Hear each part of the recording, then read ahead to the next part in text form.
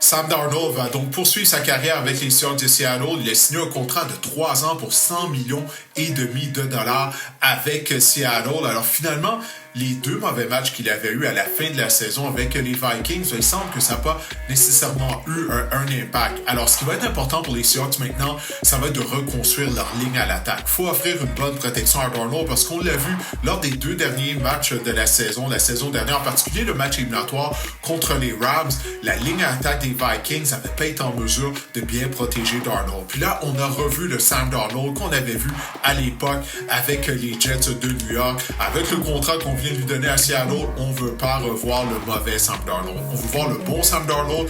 Pour ça, il doit être bien protégé. Alors, c'est tout un pari que les Seahawks prennent parce qu'ils ne voulaient pas donner une augmentation de salaire à Geno Smith, qui selon moi est un meilleur quart arrière. Du moins, il a démontré plus de choses que Darnold. Parce que Darnold, finalement, c'est une bonne saison qu'il a connue, ou presque depuis le début de sa carrière. Alors, c'est tout un pari pour les Seahawks de Seattle. En tout cas, j'ai hâte de voir la suite des choses, mais il sera impératif pour les Seahawks d'améliorer leur ligne à l'attaque. Sinon, ils pourraient regretter le contrat qu'ils viennent de donner à Darnold.